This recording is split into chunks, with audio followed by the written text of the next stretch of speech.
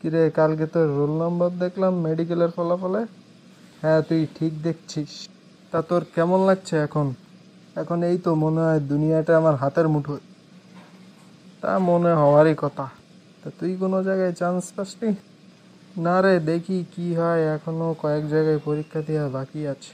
অবশ্য তুই ব্যবসা শিক্ষা বিভাগের ছাত্র, তো তোর কোনো জায়গায় না টেকাই স্বাভাবিক।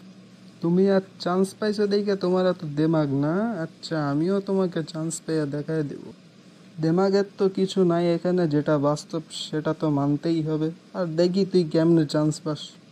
এত বড় কথা? আরে তোর দ্বারা কিছু হবে না, যা গিয়ে ন্যাশনালে পড়।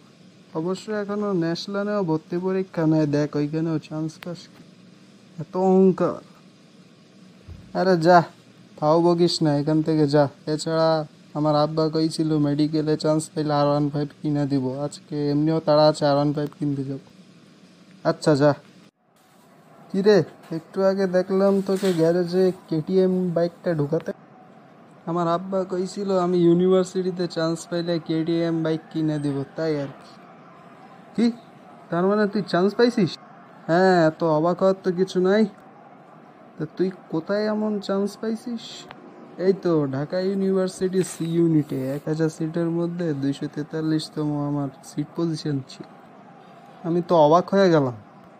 কেন, তুই না কইছিলি আমি চান্স পাবো না? তাই তো দেখতেছি, ব্যাপারটা কেমনি কি হইল। এই তো, আল্লাহ যদি চায় সবই সম্ভব। ও আচ্ছা আচ্ছা। তা তোর অহংকার কি এখন কমছে? কিসের অহংকার, কি বলিস এগুলো? কি তুই সব ভুলে গেছিস? কই, কিছু বলি নাই তো। যা, তুই আসলে একটা বাটপা। তুমি কি সাধু?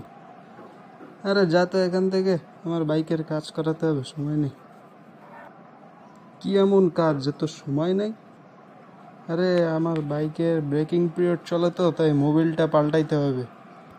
আচ্ছা যা, আমিও আসতেছি আমার R15 নিয়ে।